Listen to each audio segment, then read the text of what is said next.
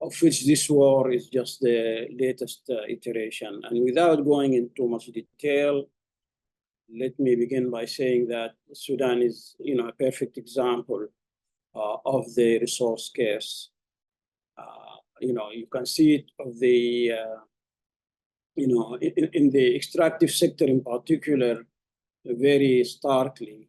This happened, for instance, in the decade of the oil production in Sudan that began with the discovery of oil in what is today Republic of South Sudan in '84. And due to the sanctions on the regime of Bashir, that regime managed to, extract the oil and export it only after the early 1990s. And this continued until the independence of South Sudan in 2011. So during this period, the conflict, in Sudan, the large civil war between North and South Sudan was triggered by the fact that once oil was discovered in South Sudan, the North, that's to say the government in the center, thought of, these pipelines from the oil fields directly to Port Sudan with no provisions on how local communities, local areas where the oil was found, could benefit from this natural wealth. And that was the major motivation for the beginning of the second, civil war in Sudan in 1983. And therefore, it was a war over resources to a large extent. It was a resource war and an identity war. These are two the main drivers of that conflict. Similarly, gold became a conflict resource from the moment, there was this rush to gold beginning of 2009 and 10, with thousands and tens of thousands, and now, hundreds of thousands of artisanal miners fanning out in Sudan's savanna plains and deserts across the country in 12 of the 18 states of what remained of Sudan, and finding gold across these lands. Therefore, how to capitalize on this resource for the strengthening of the then existing Bashir regime, and the privatization of this resource for those in the inner circle of that regime was, a major elaborate, construct of what we can identify actually as a violent kleptocratic system. Kleptocracy was coined, in reference.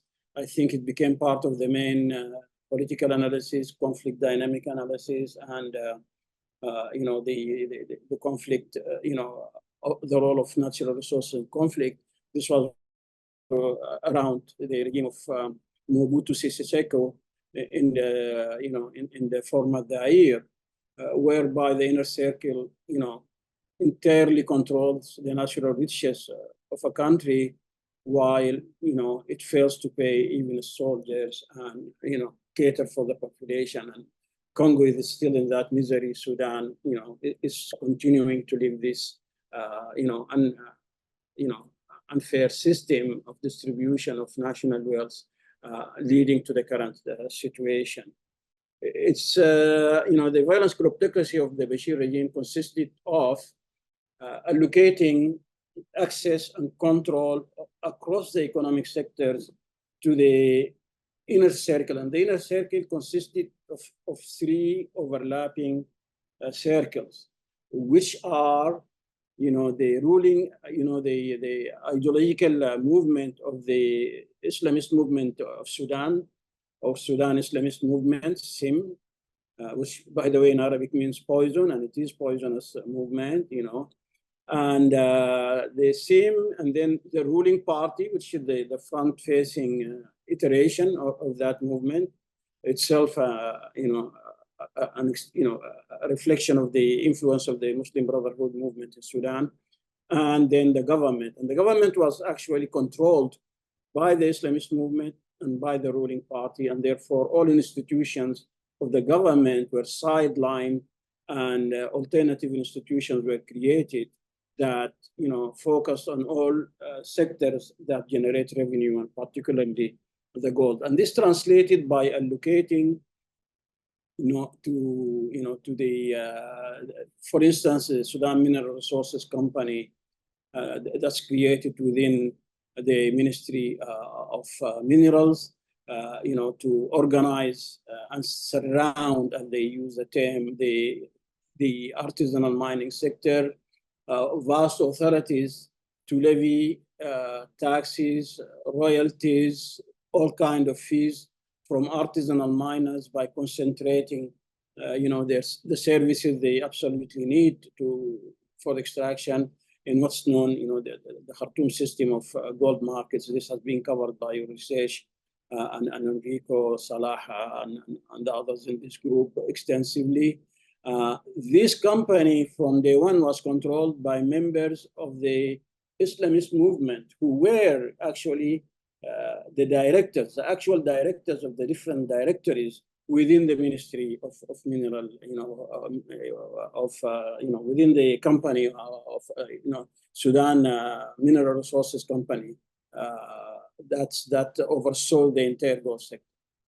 And then to see how the inner circle, monopolized access to gold and all revenue that could be generated from it.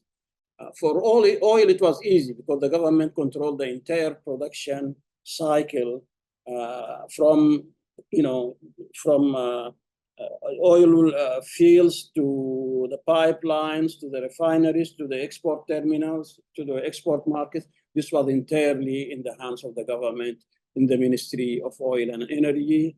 For gold, it's much more difficult without very tight control by security agencies on the gold sector. And these security agencies were primarily the National Intelligence Security Services, the Sudan Armed Forces, the Rapid Support Forces, and the National Police, in addition to a subgroup or an autonomous police force, which is the mining police. So you see that the sector was infested with the active presence of security agencies in the production and in the trade of gold. For instance, the companies that are controlled by the Sudan Armed Forces, which are nominally state-owned enterprises, such as Sudan Master Technology, were given a license to explore and produce gold over blocks. In reality, they didn't have the capital or the technical know-how to engage in the industrial production of gold. And therefore, they were the dormant representative of the government of Sudan in joint ventures with regional and international gold mining companies. Therefore, they stand to benefit when these actors who are investors from the region, Qatar, Turkey, Morocco, Egypt, United Arab Emirates, Saudi Arabia, Chinese companies, you'll find that the government of Sudan, which had a percentage in the shares of the joint venture that varies from 18% to up to 35%, or this wide range, depending on the interest of the regime of Bashir in having close relations with one particular investor or not. So that that was the role of the army. The RSF came to this exploitation of the gold sector through two entry points: production, through license to engage in the processing of mineral waste, Karta, and they had 6 such licenses coupled in certain areas such as Jabal Amir and in Songo in South Darfur, with a license to also for exploration and research and exploration, which they didn't have the capacity for, but they had large blocks which were under their control due to this dual system. But both agencies or several agencies were also and continue to be involved in the gold trade. Alginate for multi-activities has, a subsidiary for production of gold, and that one also is a trading company, such as also the Sabika company, which is controlled by, which was controlled by the National Intelligence and Security Services. So the system was in place for these agencies to be involved, in gold production and exploration and so on, and to tighten the, encircling of the artisanal mining sector to extract maximum of direct revenue from them, nominally for the government, but in fact, much of it going to benefit the high command of these security agencies in reward for the protection of the regime of Omar al-Bashir. Quick fast forward with the transitional government of 2019, the civilian-led cabinet, which is, erroneously labeled, civilian-led, partnership between the civilians and the army. In fact, they were, under much difficult to introduce economic reforms that could have removed these distortions in the macroeconomic system. However, the civilian cabinet was still able to introduce such reforms by, under the umbrella of renewal of Sudan relations with international financial institutions, World Bank and the IMF, which required the transitional government, among other things, to subject large state-owned enterprises to audits within a very short period of 1 year, and that the results of the audit should be made public by mid-2020. That was the 22, sorry. That was the agreement. This was one reform. Another, the unification of the rate of exchange of the dollar. There were multiple rates of exchange. One of them, with official prices that are completely unrealistic with the real price in the parallel market. The unification of the rate of exchange removed a major advantage from security agencies involved in the gold sector, because they were the only ones who were in a position to arbitrate to their advantage the difference between the official rate of exchange for which they receive funding from the government and the parallel market. In many instances, they would just go out and sell what they received as dollar, at a fraction of the parallel market prices and so on. So this kind of reforms were threatening, and this is what led to 2020, October 2021 coup d'etat against the, this was a major motivation of the joint coup d'etat by RSF and the SAF against the civilian government. Very difficult period that followed, in which the military and the RSF failed to even nominate a government because of the very strong internal opposition, pro-democracy movement, pushed back, and international isolation as a result of their role in toppling the transition, which was constitutionally, acknowledged as legitimate civilian government. And therefore, the internal tensions between the RSF and the SAF, continued to grow when RSF realized that actually the SAF was fronting still for the inner circle, for the deep state of the regime of Omar al-Bashir that wants to go back and return to power, using the clout of the Sudan forces. So the RSF, at the political level, distant themselves from this, and this is a major reason for the tension that led to the current war.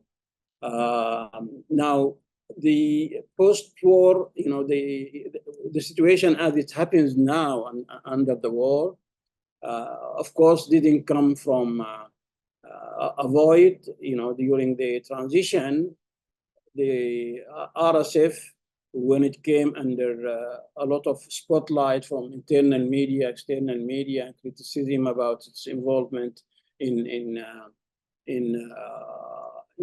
gold mining and trading, basically adopted a strategy of investing with private sector entrepreneur in the gold processing sector and gold production sector as a hidden partner, as a dormant sleeping partner, not in the face of it. And of course, what is now the General Intelligence Service, the successor of the National Intelligence and Security Services, and military intelligence of the Sudan Armed Forces were aware of this, and they engaged different ground units of the Sudan Armed Forces, different divisions, such as the division of artillery in the town of Atbara, into production of gold into the military areas. This happened, by the commanders of particular, ground forces, such as the artillery division in Atbara, leasing out plots on the military areas of their divisions for individual entrepreneur, selling them, basins for production of gold from gold tailings using open pit or open basin cyanide, extraction, through immersion in the cyanide mixed with water, which is the most dangerous and environmentally devastating system. And because they are in a military area, they were operating this entrepreneur out of any control from oversight agencies, even domesticated ones such as the Sudan Mineral Resources Company. This is also true of the the school of the division for the training of infantry in Eastern Sudan, and the commander there also leased plots, for entrepreneurs. This happened because the army was trying to catch up with the progress of the RSF in the area of gold production and trade, where the RSF was really, making bigger strides because of this system of hidden partnership with local entrepreneurs. We wrote, Muhammad Salah, had a paper published with the STPT on what happened immediately after the war with the RSF, moving on the Sudan gold refinery from the very first few days of the war and occupying it, and finding gold that was already refined and processed, prepared for export, and gold that was waiting to be processed. This was, in a quantity of no less than 3 tons and 3 plus several hundred kilograms of gold. At the refinery at the time of RSF occupation were also, silver and other valuable metals that the RSF, was able to, immediately to put its hand on. We estimated at the time that the seizure of the Sudan Gold Refinery brought the RSF at least, $250 million at that time. Now we go back to, what happened on the Sudan Armed Forces side. Of course, the war pushed them to Port Sudan, where the city became the de facto new capital of the country. There was a lot of call to revive the official exports of gold that, basically, even before the war, were dramatically much lower than in 2018 and 2019, and then they began declining steeply as a result of the turmoil, of the revolution against the regime of Bashir, and then the corruption in the gold sector that continued even during the transition. And therefore, we are seeing since the month of August 2023 a gradual increase from one month to the other of the amount of gold that is officially reported and exported officially. We are not talking about the one that is smuggled. From a few kilograms rather, to a few tons by March. If you follow the official statistics that are announced triumphantly now periodically from Port Sudan. So that sector is being organized gradually under these conditions. We are aware that, for instance, the Rapid Support Forces is capitalizing on the gold sector, not only by the seizure of Khartoum Gold Refinery, but by also seizing Jabal Amir, which theoretically it had handed back to the government for a compensation, in different concessions from the government, of which the monetary value was, when this happened, $250 million. So theoretically, this is a government property, but after the war, as part of its strategic move to consolidate its control of the gold sector, the Rapid Support Forces reoccupied Jabal Amir. We assume that they are producing gold as we speak from there, and then the trade in Songo in South Darfur. We know that because of the isolation of the area and the absence, of other government security agencies, even before the war, the Rapid Support Forces controlled and terrorized the thousands of artisanal miners operating in that area, and forced them to sell their product directly to al-Junaid company for processing of gold tailings or mineral waste, and that they had no other options. There were several protests during the transitional period against this de facto, system of extreme exploitation by the artisanal miners. But of course, this didn't change anything to the situation, unfortunately. I would stop here, but I want to highlight just one additional fact that came to our attention, and on which we are working to verify and validate through contacts on the ground, which is that the presence of the RSF. The RSF anticipated the war, and before the few weeks and the couple of months before the war, Abdulrahim Dagalu, the second in command of the Rapid Support Forces, who is also the chief executive officer of al-Junaid company for gold mining and trading, went around and withdrew the capital that they have invested with individual entrepreneurs in northern Sudan and River Nile State, and they did the same in South Kordofan, West Kordofan.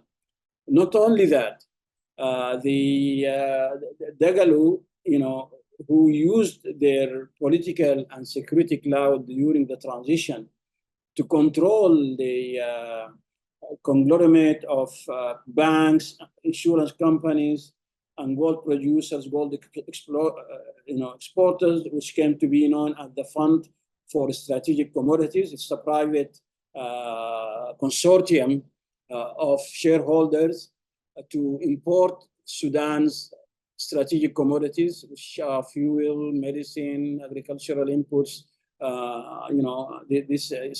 cooking gas, these essential commodities through, the private sector, these sharing bodies. And al-Junaid, for mineral waste, the processing of mineral waste, controlled 50%, more than 50%, 57% to be exact, of the capital of that mechanism, which indicates how political security influence was used by the Rapid Support Forces to expand the wealth of the clan of the Dagalus, who control the private company. their private companies, in this case, in the private, in the gold sector. At the approach of the war in April, I have information which is validated that Abdul Rahim withdrew the capital of Al-Junaid from, the fund for the strategic commodities, causing, to its collapse just before the war. And this put the government in Port Sudan, when the war began, in a very difficult position to find a way for financing these very strategic commodities.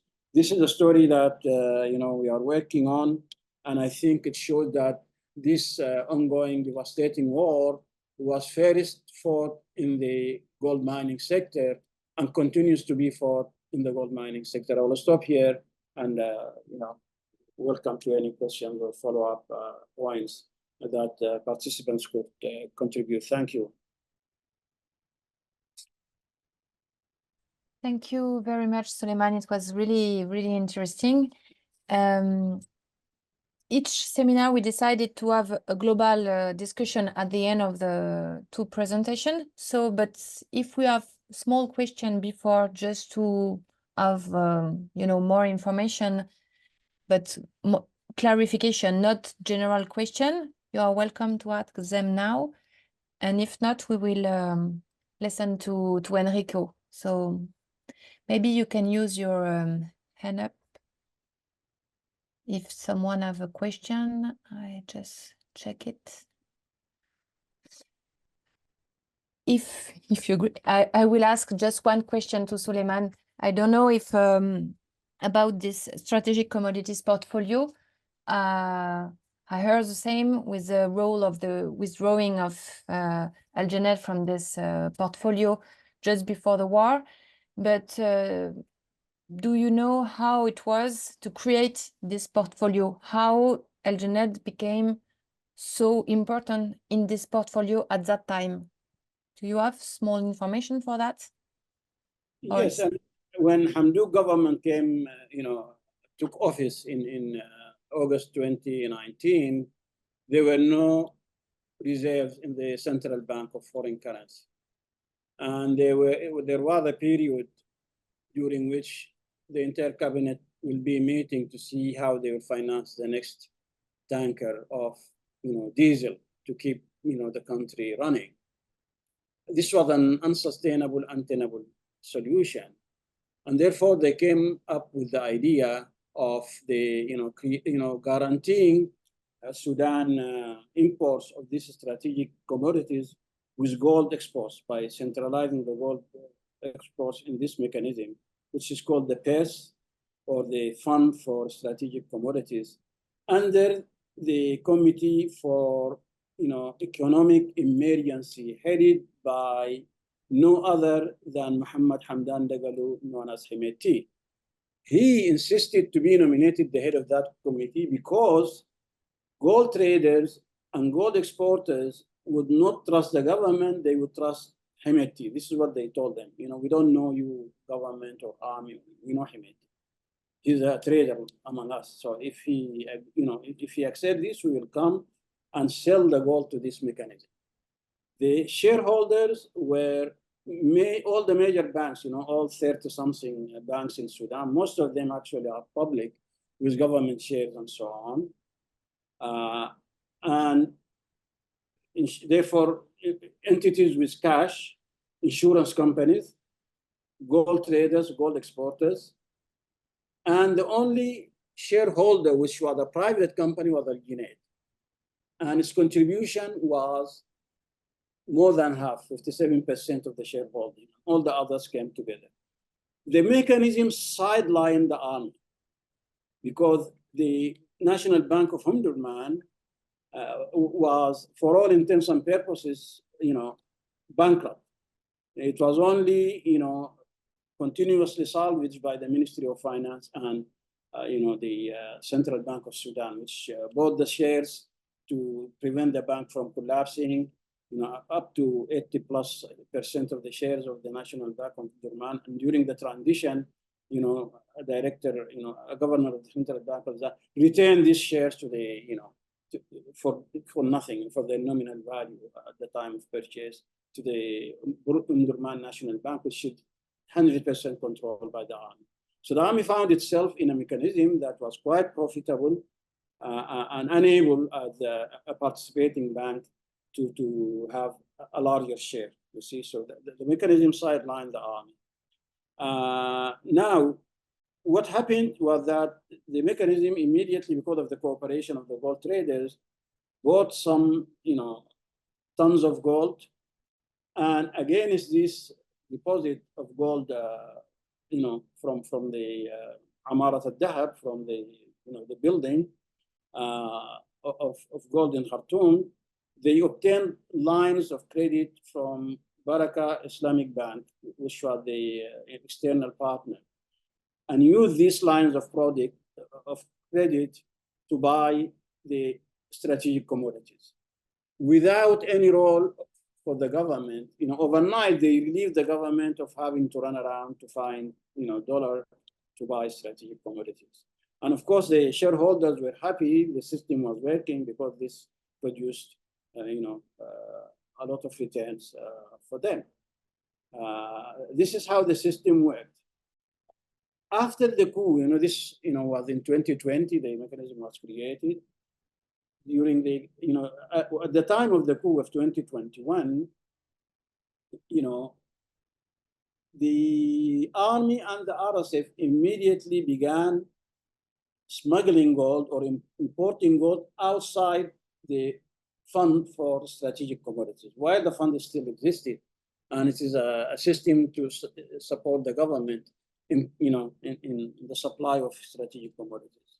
So RSF was already, receiving smuggled gold from Libya, from Haftar, through partner, in the middle, like some Darfur movements or some of the jihadist group in southern Libya, who were the actual, intermediary that delivered the fuel to the RSF before the war already. And the Sudan Armed Forces used its companies that are, and the National Security General Intelligence Service, they have companies, downstream companies, like pumping stations. They own this, and also with the consortium of Islamists, and they use these companies to begin importing oil outside that system. So they both the work of the RSF and the SAF undermine the fund for importation of strategic commodities, and the withdrawal of Abdurrahim Dagalu of their participation in the capital was just the final coup de grace, by the RSF of the entire system. Very smart move, I think, that really put the SAF on the back foot when the war began. I'm not praising RSF, but I say, they are strategic about all these moves that they make. What you think?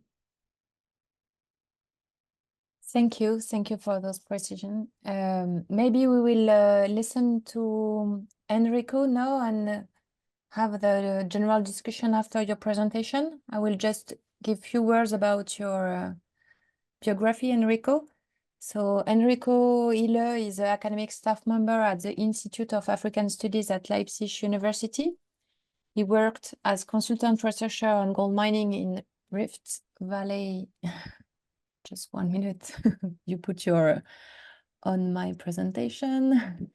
In Rift Valley Institute Explorer Project, and as postdoctoral researcher in the DFID Fund project named the Urban Land Nexus and Inclusive Urbanization in Dar es Salaam, Mwanza and Khartoum of the Institute of Development Studies at the University of Sussex. He was previously Urgent Anthropology Fellow for the British Museum and the Royal Anthropological Institute with a project on socio-ecological history of Kerma in northern Sudan. He currently writes his habilitation on political ecology in Sudan and co-chairs the working group Plants and Politics at the Leipzig Lab. So thank you really, Enrico, to present something today, and it is your turn. Yeah, thank you very much. Can you hear me well? Yeah, okay, good. First of all, thanks for the invitation. And second, thanks to Suliman for basically doing the groundwork on which I will build in my own presentation. So this allows me to, let's say, go deeper into some details, also to complicate some of the views on conflict dynamics. Maybe I can already start with pointing out that there is a slightly confusing use of a pronoun in my title, which already indicates this shift of focus, in that the use of the pronoun there points that I will focus on the conflict potential of ways of seeing gold rather than an inherent conflict potential in gold itself. So when we talk about how gold fits into conflict, the argument goes that the perception, the conceptualization, the fitting of gold into these conflicts is something to actually look at much more. So I want to suggest from the beginning that this is, yes, a little bit complicating, since it moves away from doing a calculation, specifically almost a mechanical calculation of what people's interests and intentions are. But at the same time, I think it is a perspective which opens up, because it also says at the same time that there's nothing inevitable about the conflicts having to do with gold mining. And I think especially with the prolongment of conflicts, it is getting more and more difficult to imagine that there's a different way of being and of doing things. Already now, caveat and apology that I will jump around a little bit historically, but I hope you can bear with me, and I promise there's a point to it in the end. So I will go through 3 historical snapshots, which are probably somewhat familiar, but I hope not too familiar.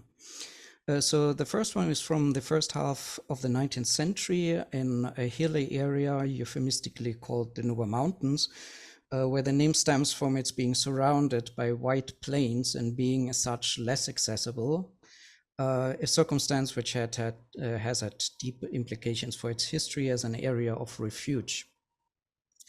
The specific historical moment I refer to is, as far as my sources are concerned, itself accessible only indirectly.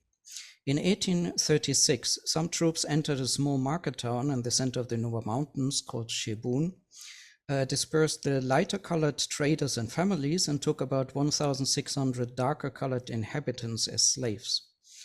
The troops belonged to the Ottoman Empire, more specifically the military outliers of the self-styled Khedive regime at Cairo under Mehmed Ali, commanded here by Mustafa Bey, then governor of Kordofan.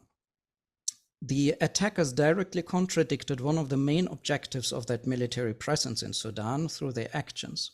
Shebun had been, at least since the mid-18th century and until that point, a trading hub for alluvial gold coming from the valleys around it, especially in the vicinity of Tiramendi, of which you see one of the hills here in the picture. There were songs sung about the gold of Shebun, and it was among the few trade items flowing from the Nuba Mountains to the Derb al-Arba'in. But instead of investigating the provenance of this gold, these troops prioritized one of the other objectives of military presence, namely the extraction of humans from the Sudan to serve northern needs in the domestic, the productive, but most of all, the military sphere. This contradiction is important to be noted, both being extractive purposes. The one, extraction of gold, required people to be stationary and work for an external purpose. The other, extraction of human energy, required to remove people to an external place, although they might return later to the same place as soldiers, but now for an external purpose. Warfare destroying the economic basis of another, itself exploitative system, sounds quite familiar.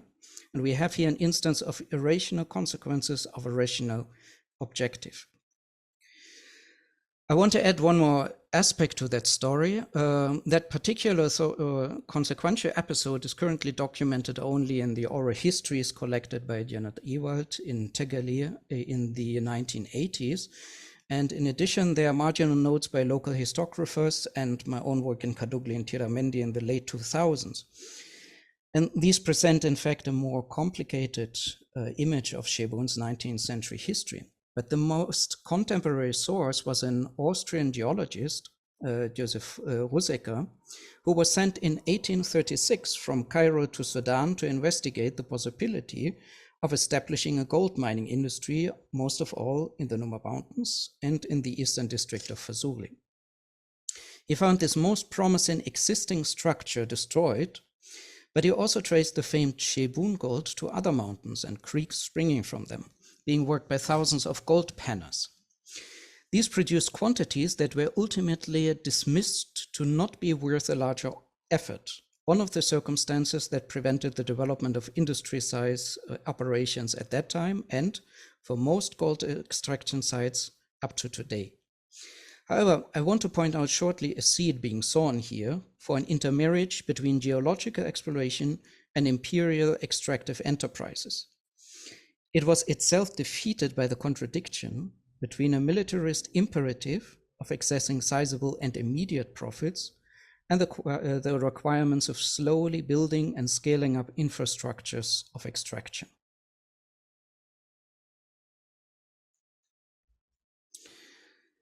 Now, this latter point leads to one of the central issues around what and who gold mining is for.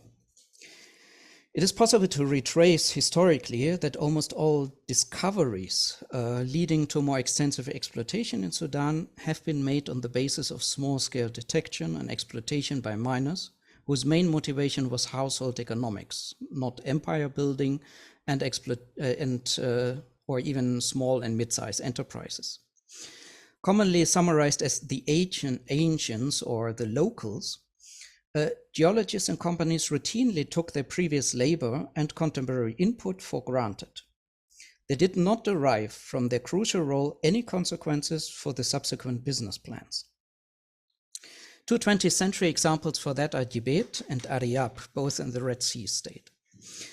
Djibet was recurrently discovered by British and other prospectors. The 20th century operations go back to a casual visit in 1896 when a local Bishari chief, Ille de Baldo, led a small team under the spouses James Theodore and Mabel Bent to this mining site going back millennia.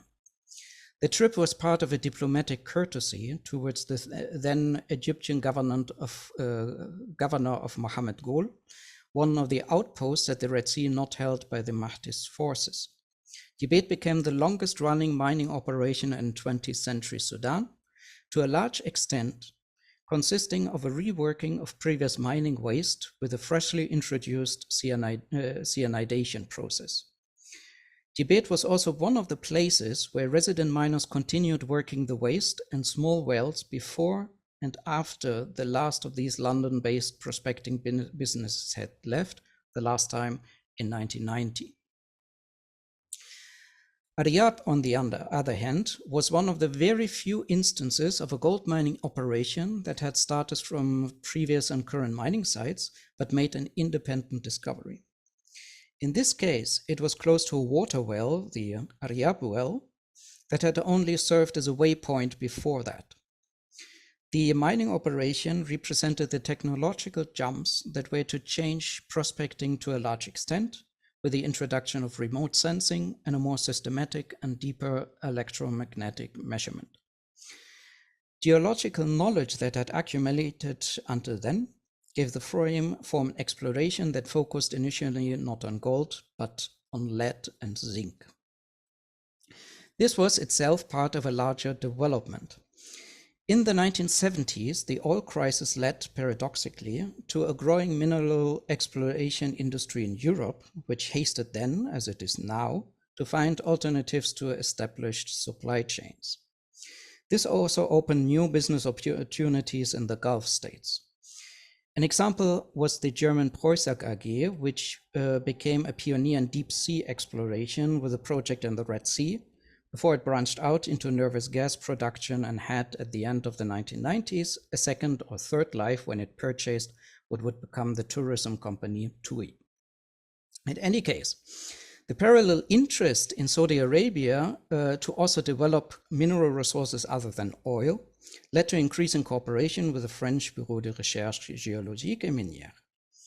The evolving concept of an Arabian-Nubian shield let geologists and prospectors treat mineral resources around and in the Red Sea more and more in the same frame.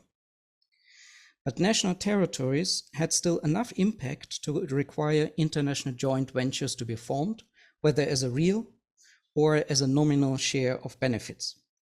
First indications that the Red Sea had significant copper and gold resources led first to an international diplomatic row between Saudi Arabia and Sudan, and then in 1974 to an agreement that would become the Atlantis II Deep Project, with little operational consequence up to today.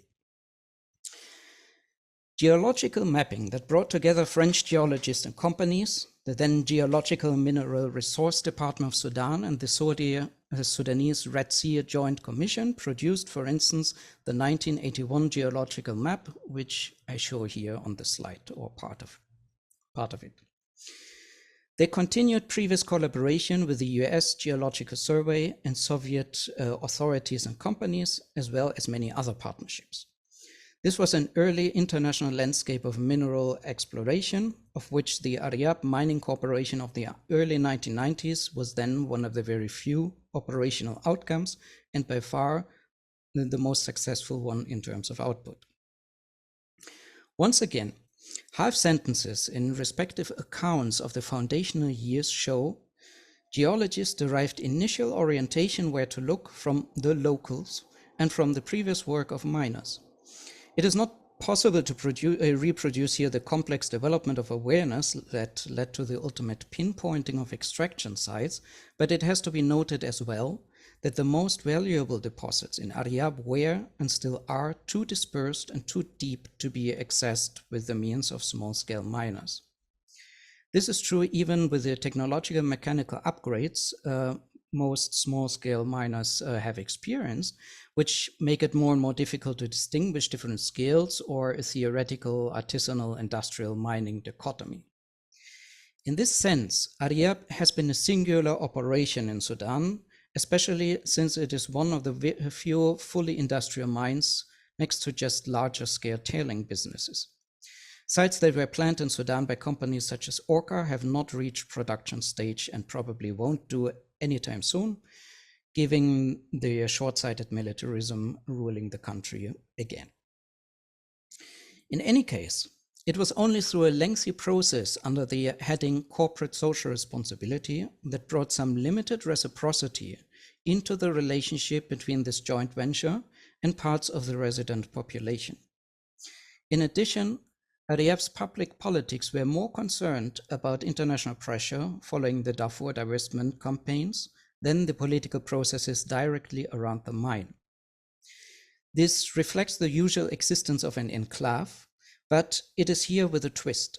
There was a deep involvement not only of party elites of the federal government and geological experts partly from the region, but also a specific part of the regime-sanctioned local leadership. This happened in an environment where spheres of authority had been negotiated for as long as been documented, which goes beyond millennia again, through dominating well water as the region's most precious resource. Through water access, both economic activities and mobility in the desert were controlled, and gold mining became a huge part of that.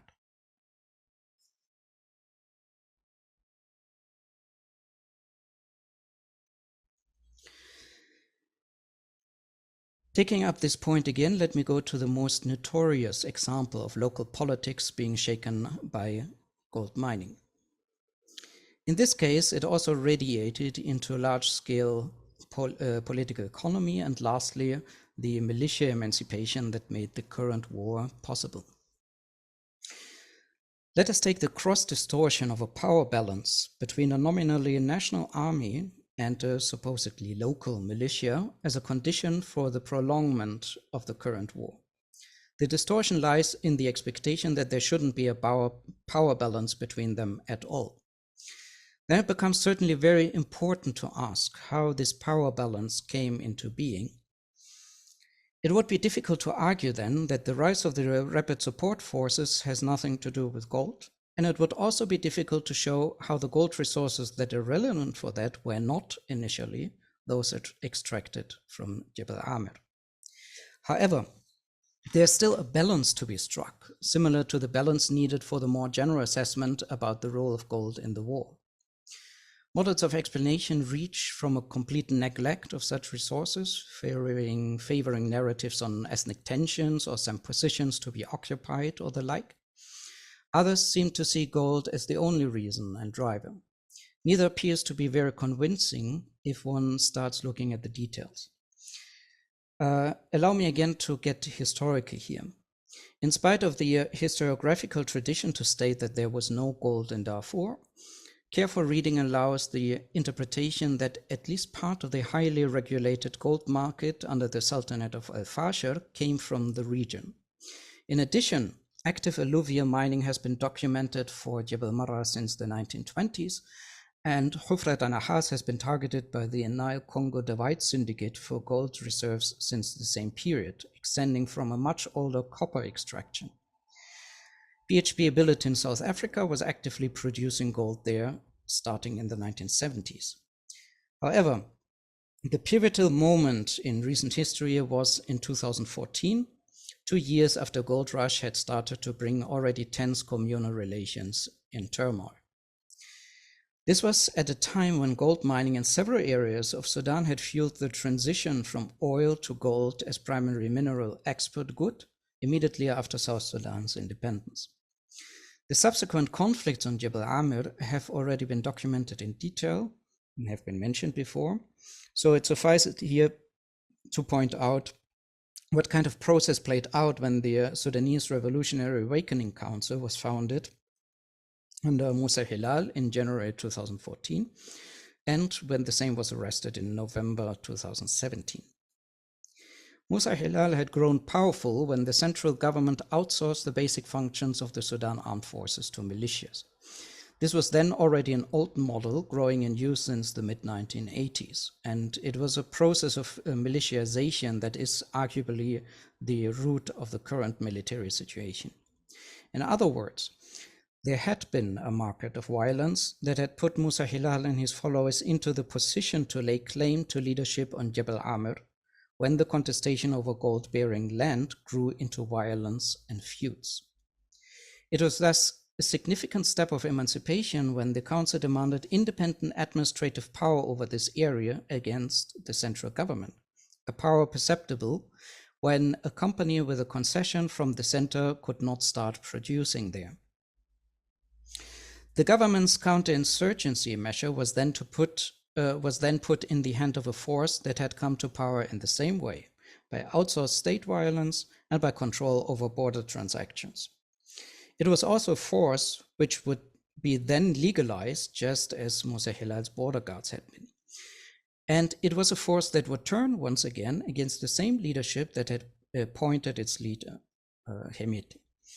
Most importantly, none of these forces were in any way different in how they related to extractable resources, including gold, which just happened to be then the most ready for fast extraction, which is the most beloved state of resources for militaristic instrumentalization. But gold was and remains far from the only option for capital accumulation under such conditions. There is control over border crossings, extraction for large-scale livestock production, diversification into other goods, services, even further outsourcing of their own violent potential. These were and are not only part and parcel, but interlocking forms of self-serving, self-preserving accumulation. Even as at its highest output, the gold of Jebel Amir alone would not have been enough to finance the empire that came into being, and its volume was already declining in 2017. But for one, the Dagalo business network with RSF as its operational arms was already extending to other locations, Jebel Uweinat, Sango, and then across the country, Umbarru, Talodi. And it got into other mining operations through extortion schemes, shared against protection. Protection, because it was at the same time the threat. And this was even before the transitional period gave it its most ample space for expansion. Other armed forces had established their own enclaves, as Suliman Baldo has already described, but dominating trade exchange through central organs of the state, such as the Economic Emergency Committee, made it less necessary for the Dagalo clan to even dominate gold mining as such. This is not to say that this is true for all parts of the sprawling RSF. In fact, it is one of the most complicated aspects of the political economy around gold that there are a myriad of ways single commanders and their troops of Sudan's many armed troops carved out their own little alliances around mining and ore processing operations. But looking closer, for instance, when RSF-linked traders started to buy above world prices at some point, the rationale of dominating trade pathways rather than having an immediate profit from that one transaction becomes clearer as well.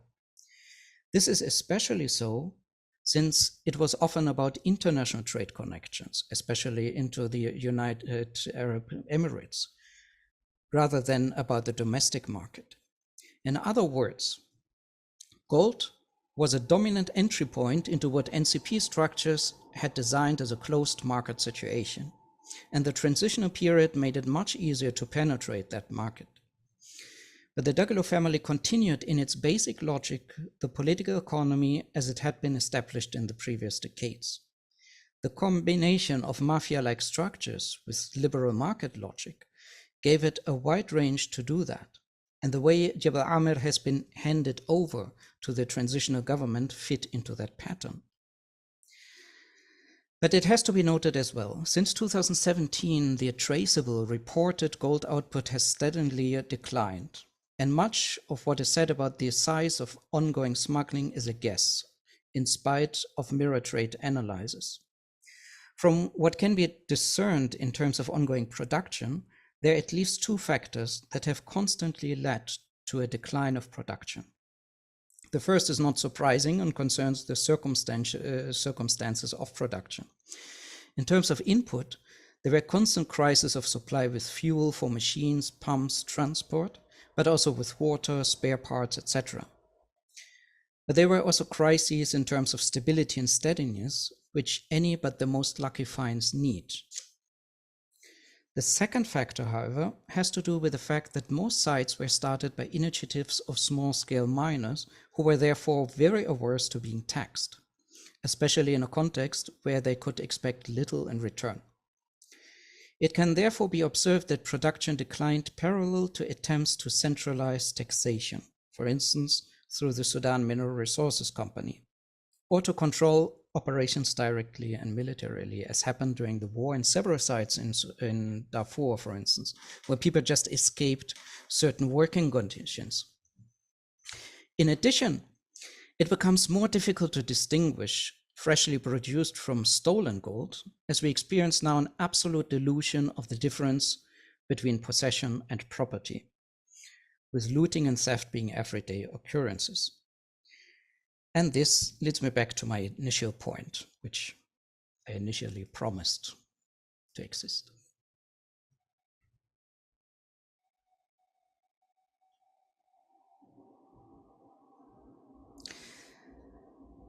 We are haunted by the question whether gold is or even the reason for the current calamity. It is, I think, easy to see that there is no reason to look for one reason for war at all, not at least since it is in its nature to create continuously new reasons for it to continue, as war feeds itself. But there's sometimes a correlation seen between the gold rush and RSF's rise to military power, which seems to suggest that there wouldn't have been the current situation if these forces hadn't been able to get rich through gold, or that there would be no more war if gold trade was to be stopped. I already suggested in the Jebel Amir part that there were and are plenty of alternatives to gold, and that the way the political economy worked would have favored the rise of militias in any case. To say it with a cliched image, it makes little difference what the cake is made of if it is divided in the same way. But allow me to try to get away from just drawing trenches between this or that war party. Let me read again through the 3 snapshots and what they say about what gold can be to whom, and at which point this became conflictual. We are invited to do so by the circumstance that gold mining, in difference to gold jewelry, didn't matter much to most people for a long time, just to become recently a central concern across the country. Let me start with the most obvious form. The scores of people rushing to gold mining sites at the height of the gold fever hoped nothing more than to have an immediate find that brings them back to whence they came, just much richer. We know, of course, of instances when these hopes were connected to moving further away, such as the migration hubs in Butana and border crossing areas such as Al-Muthalith. But as far as I can see, for most of the time, this was rather the exception at mining sites in Sudan. Structurally, the Ottoman forces occupying Muhammad Ali's hopeful delegations were in that position as well. They rather hoped for enough loot for them to return than for the success of a stable extractive industry. Both instances confront us with the question whose opportunistic extractivism is about finding one's luck in one's own country, and whose extraction is looting, grabbing, externalizing others' resources. Who is one's own and who a foreign invader?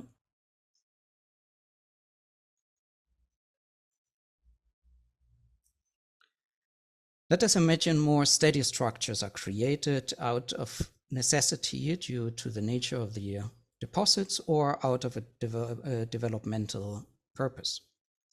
Such a steady state can be a purpose in itself, for instance, to secure the operation from enmity as long as it lasts, or it can contribute to building up infrastructures to support the own operation and thereby maybe create trickle-down effects. Or it might be established with a view to having reciprocal relations with those who have a more permanent, historically more consequent presence in the same area. We are here reminded of the negotiation of corporate social responsibility that can reach from their locally required minimum in order not to be kicked out or burnt down, to an amicable relation of mutual benefit. The Aryab story, for instance, calls into question what kind of a beginning can lead to what kind of outcome. Can an externally led and dominated process ever lead to emancipation?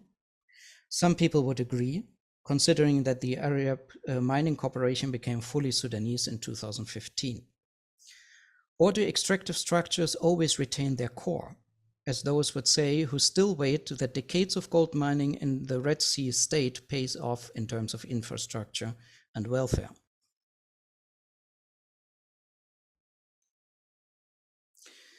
But all of these presume that gold, once identified to be somewhere, has to get out of the ground as fast as possible. Extraction is here a purpose in itself, a self-explanatory value. I found statements of visitors from imperial states across centuries who ridicule those locals who do not know the wealth of their own country and dig up as much of it as possible. This can still be distinguished from the derision of primitive, in other words, slow, low volume forms of extraction. And even these can be distinguished into those with a high impact, for instance, involving cutting of trees or polluting with chemicals, and those not doing much more than moving some alluvial sand from here to there. I argue that the extent to which this last form is devalued was often the extent to which relations of external exchange became a priority. Because even a domestic fetish for gold ornaments, or the high-tech industry for that matter, does not lead to a material hunger comparable to the need for stationing silenced gold in, ironically, often underground vaults as reserves of the richest countries.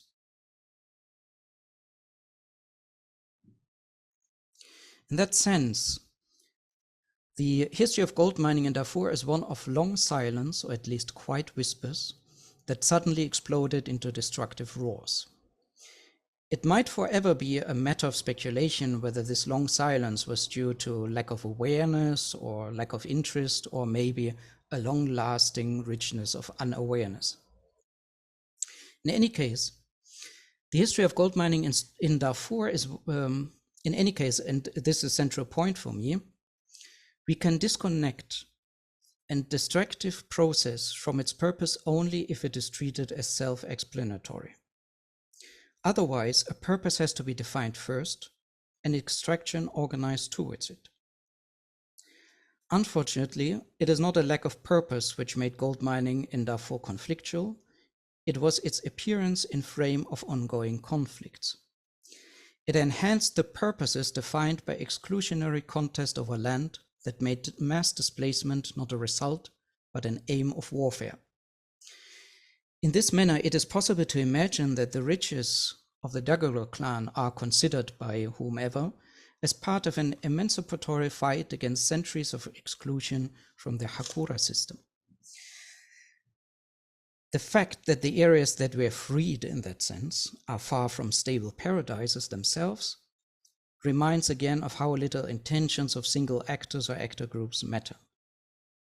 Similar to the other historical snapshots, the conflictual potential became only then a fact when extractive and other activities happened on the same level, the same space, and the same time, when they got in touch, so to speak. Gold extraction at Tiramendi was conflictual only among the alluvial miners, but imperial violence of the Ottoman troops extracted the same workforce that was otherwise active on Shebun. Ariab's activities were conflictual in frame of regional expectations of reciprocity, rather than their immediate material effects. Gold mining in Darfur was ecologically polluting, socially disintegrative, and politically explosive. None of these situations describe an inherent quality of gold, but it's being part of contradictory extractive projects that came with dividing, exclusionary, rather than integrative purposes. As the experience of Halfa shows, it is vastly difficult to achieve such integrative purposes. There was a time when taxation control in Halfa was organized locally and created a shortcut to infrastructure projects, where the environmental effects of mining were still damaging to many other economic activities. The obvious conclusion is that building up well-working, balanced systems of extraction takes time and careful consideration, and this is obviously difficult to convey in times of militarist rule and even less in times of full-scale war. But at least one can resist the idea that there's no better way of doing gold mining. And this is why I think it is worth to pause and think about what exactly is conflictual here. Because there's a danger to confuse the instrument with a function. Things are actively turned into being resources in order to do something with it. And what that something is should be the central question. Presuming that, for instance, gold has an inherent quality that makes it conflictual, obscures the responsibility to do no harm with it. This is similar to the often quoted excuse that war is hell, so any way of doing it should be acceptable. In this sense, it is not trivial to observe that there have been already many different ways in which gold has been produced in Sudan, most of which have not been thoroughly documented because the most conflictual ones tend to dominate attention. Thank you very much. Thank you very much, Enrico. It was very interesting. I don't know how you want to proceed, but maybe we can first ask a few questions to Enrico if someone needs clarification, specific clarification on the presentation, and after more general question.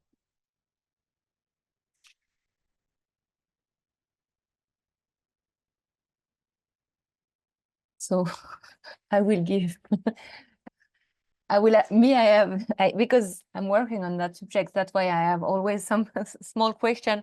You say in that you have, for you, the way Jebel Amir was given back to the government in 2017 was a good illustration of the way that RSF mixed mafia still and also using the liberal system.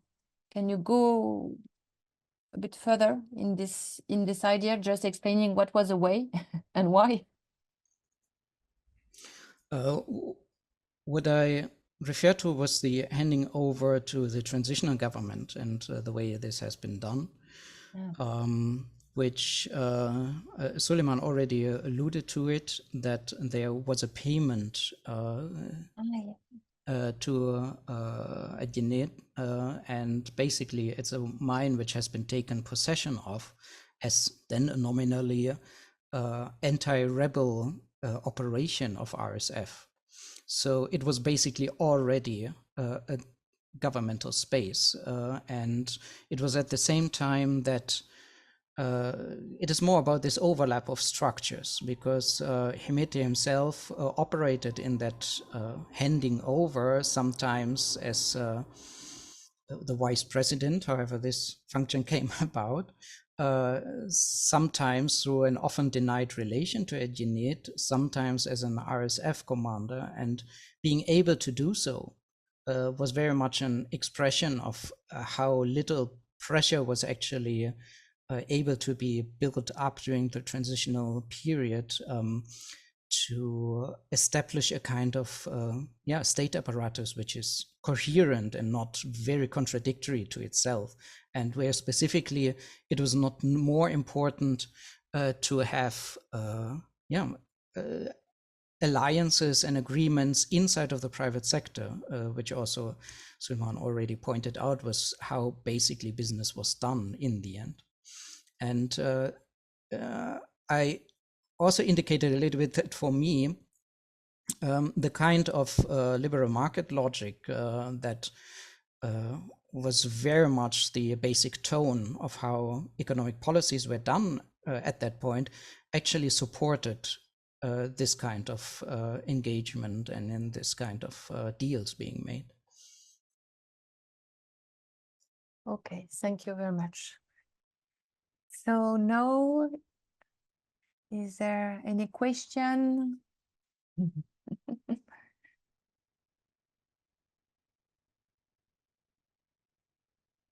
Some people.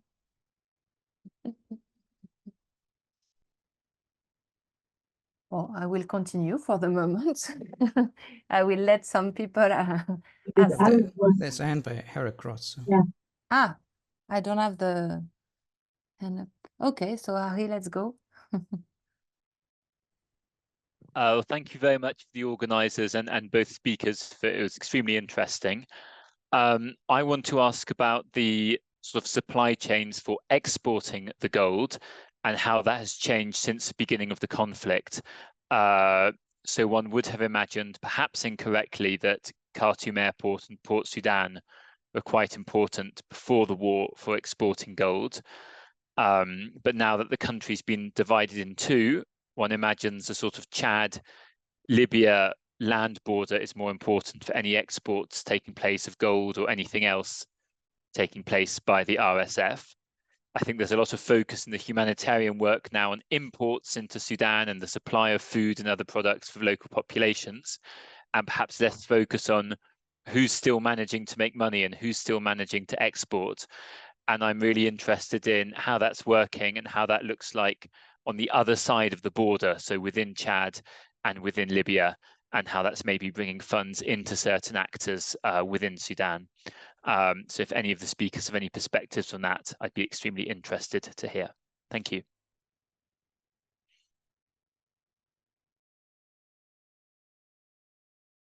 I don't know who wants to answer. Enrico, Suliman, maybe both of you. You can have. As usual, I would expect that this would be a two-party response, so I'll give what I know about the supply chain for the export of gold. first we need to distinguish, the export means the officially acknowledged, recorded exports by the government of Sudan. And this during, prior to the war, during peace times, were of course tracked and recorded by the Central Bank of Sudan in its quarterly and annual, reports about the performance of foreign trade of the country. So they registered the official, trade. But we know that between 2012 and 2018, 7 years, Sudan has officially exported an average of only 50% of the gold. And this was established by Global Financial Integrity think tank in Washington by a simple comparison between the figures of official exports from the Central Bank of Sudan to what trading partners of Sudan in the gold sector have reported to the World Trade Organization and the UN Conference on International Trade, these global bodies that register the volume of external trade of all countries as gold received from Sudan. The difference is the average. It could vary from one year to the next, but the difference says over 7 years, during which the official production, I'm saying official because figures are never settled. I'm just quoting reference points. The official, what Sudan says, it has officially produced and officially exported was an average of 50% over a period of 7 years.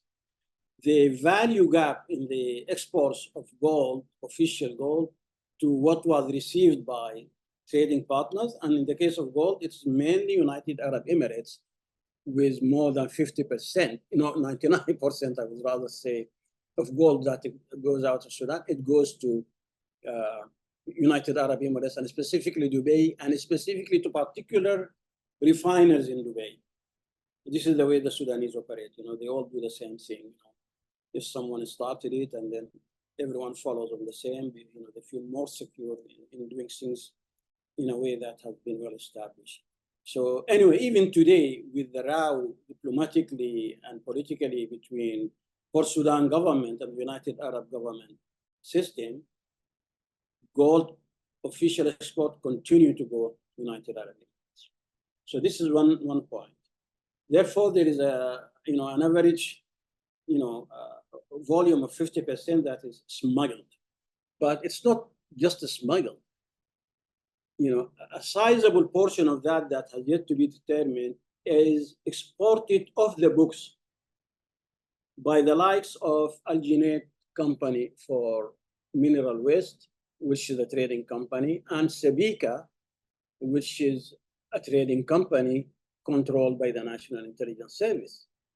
These two companies have offices in the gold building in Khartoum, and these are comptoir, like in Kisangani, the comptoir for the diamonds, or in Bafosende for diamonds or gold. These are the reception centers of the natural extracted wealth, where it is bought. But they are not alone. The sector in its production and export cycle is dominated by the private sector in Sudan. And in that gold building, and it's a very free operation. In the gold building, you have wholesale traders, let us put it this way, who have representatives in all regions of gold production. There is large volumes of cash that leave the building, going to the representative of this particular,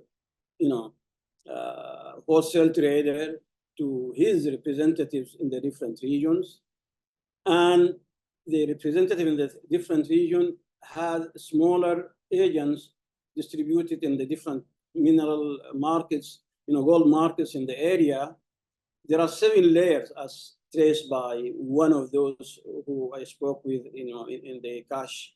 Therefore, it's an entirely cash flow operation, from the gold building down there. The gold traders, gold exporters who are private sector have always been complaining about the intervention of the government in the gold trade and the supply chain for trade and for exports. And they have said this publicly, including and especially during the transition, that this is not a way of capitalizing, the return from, the national wealth and so on.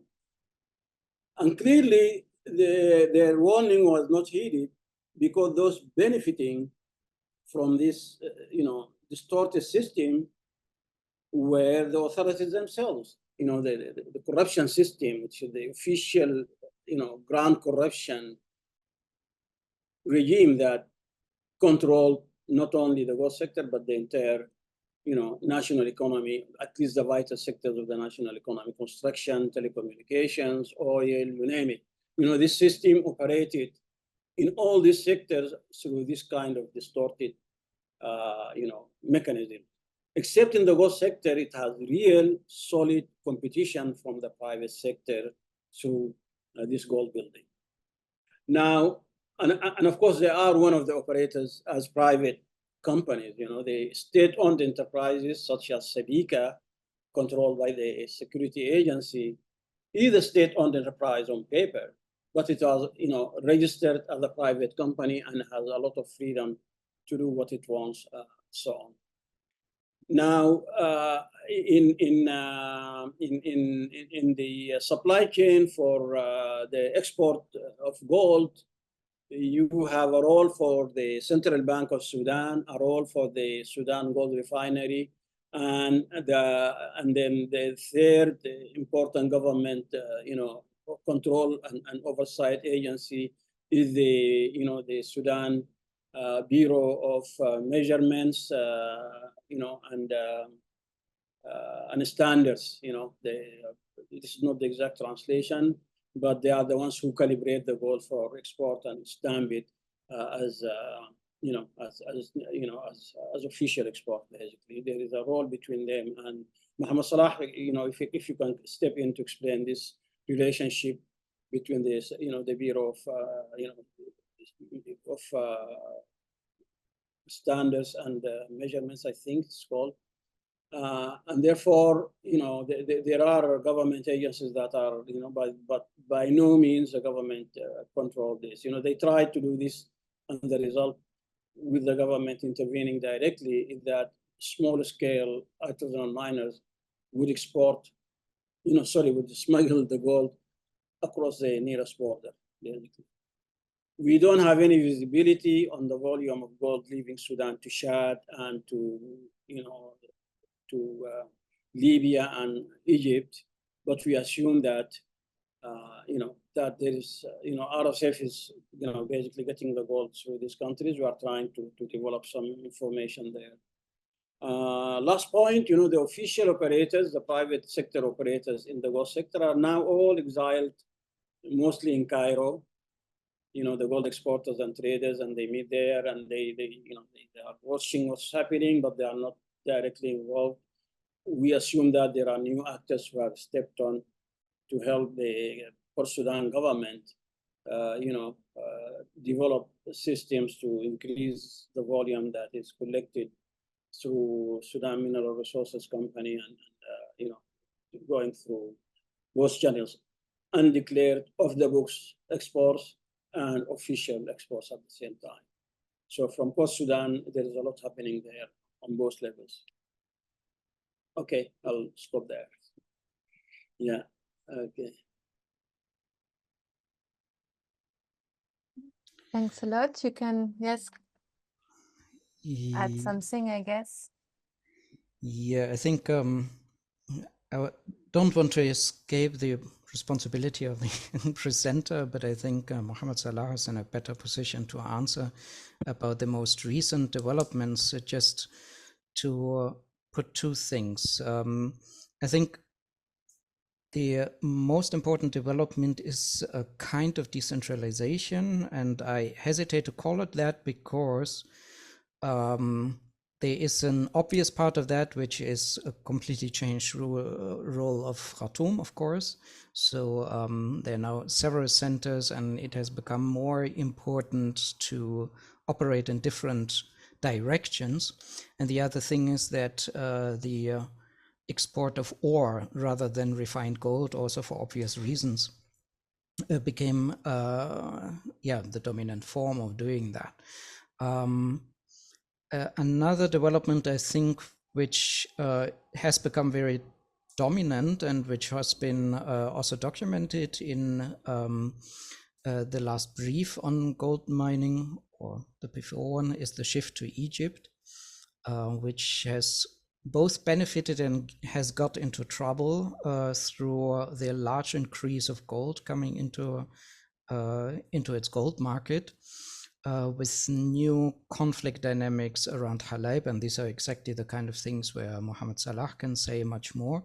And I think another complicating development is the interlace, the increasing interlace between gold and other trades, and not just in the usual direction, which is across the Sahel and has always been interconnected. Several goods are going together, but also through the input of weapons from, for instance, directly from the United Arab Emirates, with planes coming as part of operations.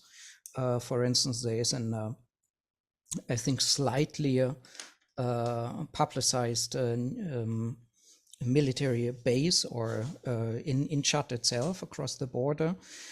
But what I want to point out in the end is also here that gold is still doing several things and has been doing several things. So it is also an important, although much smaller, income for many of the refugees, the internally displaced, and so on. And for instance, in areas like Blue Nile, during its long experience with war, it has for a long time been, for instance, for female gold washers, an important part of crossing the lean season, for instance, of watching, for instance, in Yabus and other rivers. And although in volume and in, let's say, geopolitical terms, it is not very important, it is substantial, has a substantial role for several communities to generate a cash flow to cover the difficulties in producing food. And I think in the Nuba Mountains, we can observe similar things, and maybe in other areas which are, as I indicated, overshadowed by the question in how far armed actors are involved. There's also other gold mining ongoing where, well, you have no militias and you have no national army and so on in the area. Yeah, this just short indications, but I call Mohammed Salah to this stage. But I'm not sure that Mohammed will answer because we discussed before. Yeah, thank you, Enrico. That's good.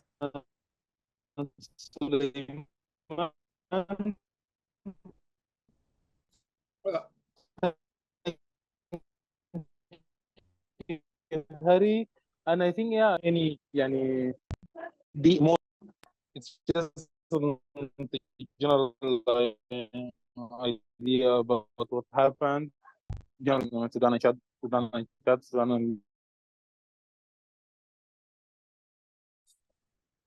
That was the problem we discussed with Mohammed before. He doesn't have a good connection.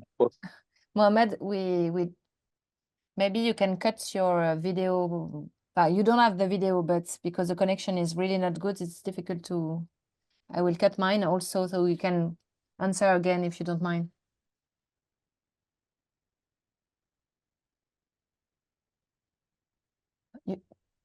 We cut all the videos, so maybe Mohammed, the connection will be better. Maybe you can try again.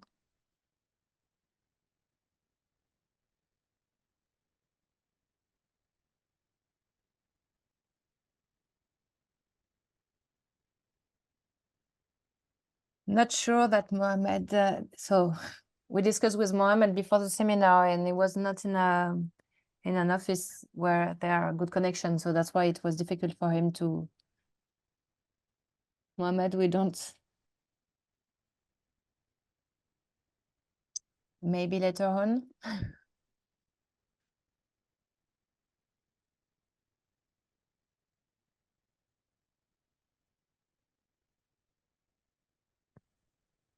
Or perhaps Mohammed could type some short answers or ideas if he has the means to do so. I hope so, Mohammed, if it's possible for you.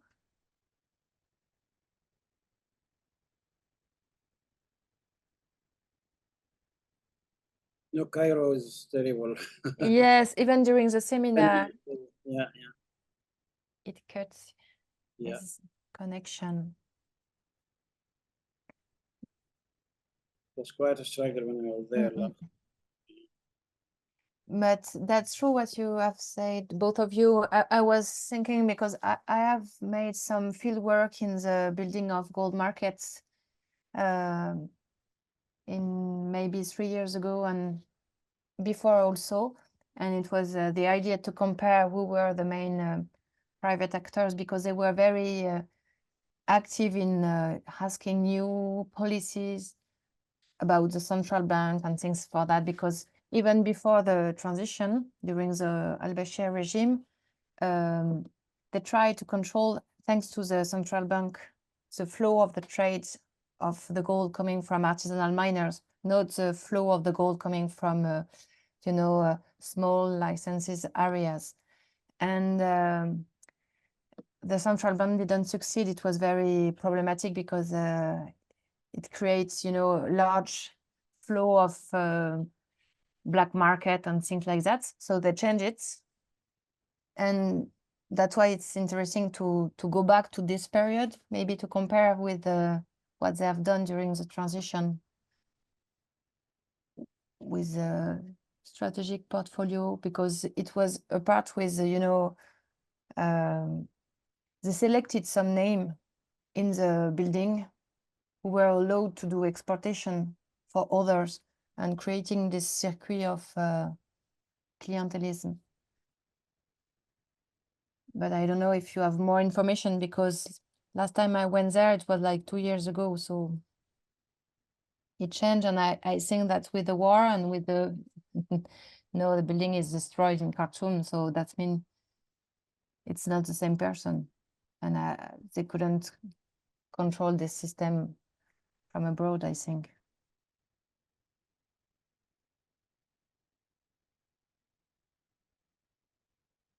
It was a question both for you, Suliman and Enrico, but maybe it was not your focus. No, I follow what you said. First, commenting on what the intervention from Enrico about areas where, trade in gold, artisanal gold, it could be significant. And he mentioned Yabus. What we know about Yabus, there is a weekly market. And people in the area are, practice artisanal mining and use their finds to buy, goods that farmers from across the border, Ethiopians, would bring to the market. And someone who was there was saying, on the day of the market, there are thousands, literally, of donkeys coming from Ethiopia with simple goods like agricultural products and mostly food items and some consumer goods that are sold, in exchange for, some gold nuggets. That it's a sort of a barter. Some currencies are used that are multiple country currencies, pounds, beer, and so on. But this is a huge non-formal trade exchange that is not taken into into consideration, and therefore there is a lot of this. This is not smuggling. These are border trade activities that are going in a normal way because this is what survival requires. People have to trade or they will starve, basically.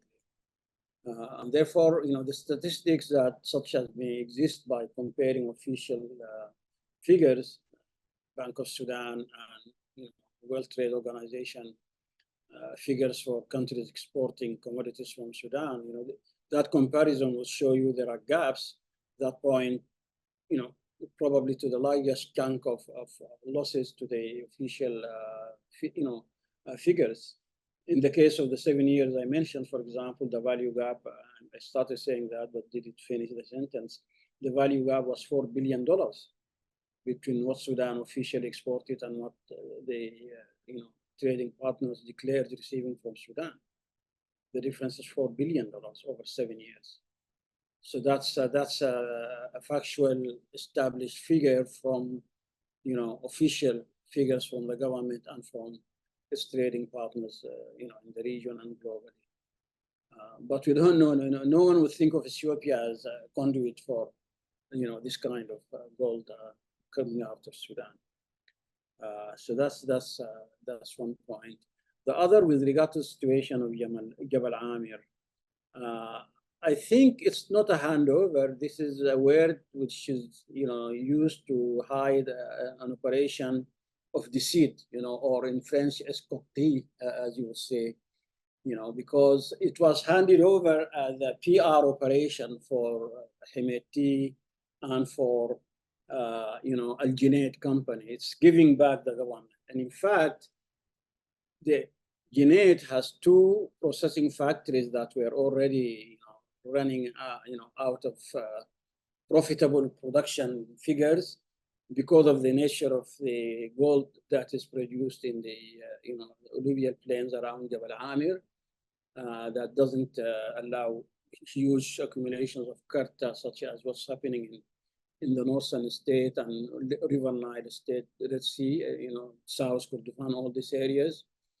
And because of corruption from the managers of this local production, and also from the exploration block, North Darfur 15, which of course the RSF didn't have the means to explore through remote sensing or geological mapping of any kind or sampling. And under the standard contract for exploration, for research and exploration, a company that has been awarded a research and exploration block would return to the government, 50% after the first year or second year and so on. There is no mention of the government compensating the company for, the potential in gold in that particular or any other mineral in that area, because that potential has not been proven by the fact that the company has not, established for its own profit purposes that there is a marketable, content of the mineral. But Junaid argued that they have a private Russian company, that established this volume of potential gold, and this is what they needed compensation for. The compensation was an official document signed, contract signed by the government of Sudan and by the acting Minister of Finance and 3 other ministers, which detailed how the government is going to pay the equivalent of $250 million. $50 million in cash paid in Sudanese pounds. $50 million for compensation of the equipment and the materials that were on site in the 2 processing factories, therefore the equipment and so on. $100 million for which the government, basically handed over, this is the real handover, of 34% of the shares of Sudamin, another state-owned enterprise of which the shares are the Ministry of Finance, 99%, Bank of Sudan 1%, and the Ministry of Mining or Ministry of Minerals has the technical control of the company. The company has the monopoly of importing all inputs and needs for the entire mining sector in Sudan, such as cyanide and particularly mercury, but all kinds of equipment, moving equipment. But it had the monopoly over mercury in particular. So by acquiring 34% of the shares of Sudamin, al-Junaid guaranteed itself a constant flow of cash from the operations of a company that is, and immediately they formed a new company by, al-Junaid, because al-Junaid became a bent, label, to provide Sudamin as an intermediary, partner of these same products. So this way they can make money, in the supply, downstream and upstream. Very smart operation. There is another 50 million, I don't recall right now, the justification for it, but it was spelled out in this document. Therefore, it's really, a deceit operation that was disguised as a benevolent act of a responsible corporate actor handing over, al-Junaid to the government of the day, So they played it, as a PR operation. Yeah.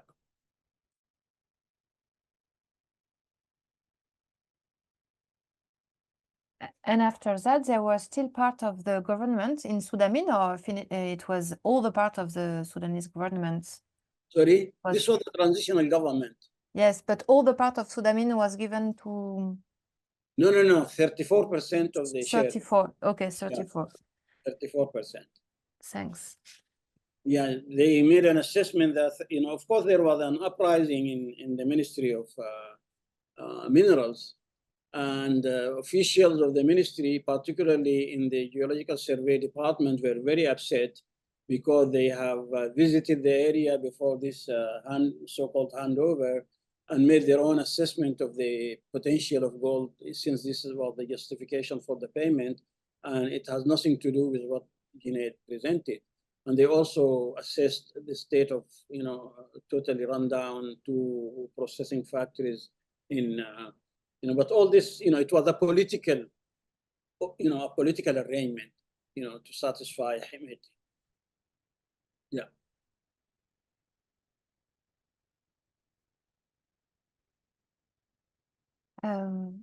Thanks a lot. I think you have a question from Ari about the name of the markets at the border with Ethiopia. Yabus in Blue Nile. Yabus in Blue Nile.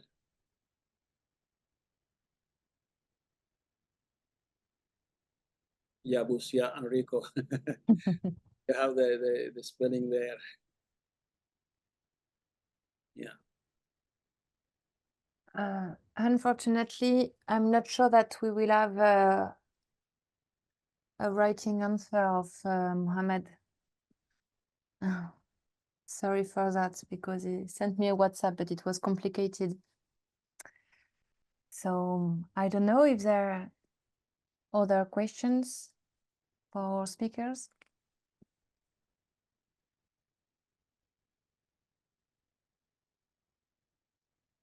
Maybe, do you have information in Enrico about the gold building of Khartoum? You work there or not? Who? The gold, the building with the gold market in Khartoum. Yeah. Before it was destroyed. Yeah, of course, it was a very liberal thing, People would come out with, crates of cash, or go in with the crates of cash and, or with gold crates. It was free, entirely free, the government couldn't control this, yeah. And I know that they plan to build a second building when I went there in 2022. There were some the beginning of a new building, and normally it would have been a really bigger market. So yeah. I mean, in the meantime, there was also a plan of rebuilding it in Wet Medini, actually, as one of the shifts from the capital, but I'm not sure this will happen anytime soon. But maybe to add one of the functions of centralization, the gold traders who also were often goldsmiths got actually their IDs from that building also. So it was not just in sense of trade flows, but also in sense of administrative legalization and so on, and a core place. Apart from, of course, there are also old gold trading families actually in Khartoum who, of course, also play a role and a not often documented role. I mean, families older than even NCP empowerment and so on. And yeah, it is, from my perspective, one of the less transparent things which actually happened then to them during these different political changes, specifically since their cases are so interesting as documenting the kind of survivals from previous systems. I mean, we even speak about the colonial, or as Harry just said, even the pre-colonial system, where you have similar structures already existing or similar families having a hand in that kind of trade. And this is a kind of continuity which I think doesn't receive often the same kind of attention. I mean, what I know, for instance, from families like al-Bashir, I mean, they really succeeded in splitting up actually their loyalties in several directions to ensure that under any kind of system or change, they still have some kind of basis. And the examples of other families who really succeeded in arranging, I mean, some in a more critical manner, like for instance, al-Hajar, others, well, rather opportunistically in that, yeah, these were the two associations I had about that building, but no, I didn't study it as a place, so to speak, how it works. This is in fact a very important dimension, and it comes to my mind now, the Coarta. Coarta is the generic name from people, you know, who are from the town of Korti in the northern state, but they are known as entrepreneur, and even before the gold era or decade, you know, they were very much present in wholesale trade across Sudan. Very strong bonds among them.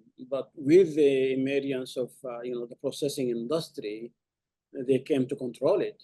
And the largest companies of the Kawarta are those of, you know, the Kambals, you know, the ones who have formed a consortium and the Sudan, you know, Golden United of some 7 companies that are doing trading and production of gold as, you know, as private sector companies. And one of their survival strategies was to, you know, diversify regionally, and they have, you know, basically applied for licenses and won tenders for exploration and gold processing in places like Kenya or in Morocco and so on. They are very advanced in when you see the capacities of their companies and how, you know, because it's an extended family, but they have an umbrella organization that represents them to strengthen their, you know, basically buying inputs together and, you know, this kind of joint interest. You know, they have helped the industry progress and develop considerably, and they do have political clout because of their work. And again, such influences are not, you know, are not very well known, but this is all very real. It's you know, the entrepreneurship of Coarte is something that is, you know, that is well acknowledged within the industry and within Sudan, you know, across all sectors.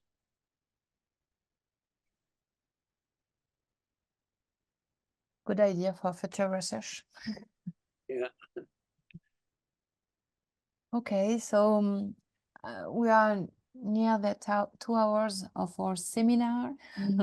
So I don't know if there are any question again, but I will thank you again, Suliman and Enrico, for your really interesting presentation in the name of the committee, Mohamed, Clément, Alice, but for everybody, so thanks a lot. And for everybody, I think we will have a new seminar. Thank you, really. Yeah. And we will have probably a new seminar on land issues on September. We don't know exactly when, but probably with Alice. And I think Jérôme Toubiana will also present something and other speakers. So we are still preparing the seminar. So you will have more information, maybe Enrico again, we don't know. But but we will prepare. Normally this next year, it will be more organized than this year, but we will keep you updated. Okay. Thanks a lot and have a good summer. Thank you very much. It was very interesting. Yeah. Thank you Thank all you for again. being here. Thank you. Thank Bye-bye. you very much. Bye bye.